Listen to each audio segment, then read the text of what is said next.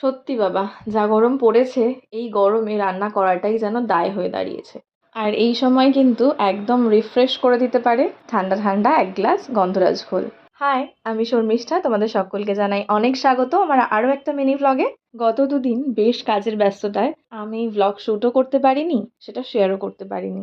তার জন্য সব থেকে বেশি খারাপ কিন্তু আমারই লেগেছে, কারণ এটা নিয়েই আমি সারাদিন ব্যস্ত থাকি। তাই আজ ভাবলাম গতকালকে সারাদিন আমি কি করেছি সেটাই ছোট্ট একটা ক্লিপিং তোমাদের সাথে শেয়ার করা যাক। গতকাল গেছে বৃহস্পতিবার, আর আমার রান্না করতে বেশ অনেকটাই দেরি হয়ে গেছিলো, তাই লাঞ্চ করতেও প্রায় দেরি হয়ে গেছে অনেকটাই। লাঞ্চে ছিল গরম ভাত, তার সাথে আলু ভাজা, এক বাটি ডাল, পেঁয়াজ দিয়ে মসুর ডাল, যেটা আমার ভীষণ ভালো লাগে। তার সাথে ছিল আলু পেঁপে দিয়ে পাতলা পাতলা মাটনের ঝোল।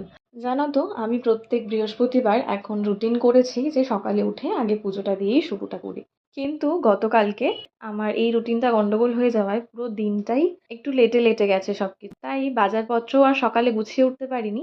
খাওয়া দাওয়ার পর বিকেলে বসেছি বাজার গোছাতে। প্রত্যেক বৃহস্পতিবার সকালে উঠে আগে আমি স্নান করে পুজোটা দিয়ে নিই, তারপর রান্না বান্না করি। তাতে আমার হয় কি, তাড়াতাড়ি সবকিছু হয়েও যায়। গতকাল অলমোস্ট 12টা বেজে গেছে রান্না বসাতে বসাতেই, তাই আগে রান্নাটাই করে নিয়েছি।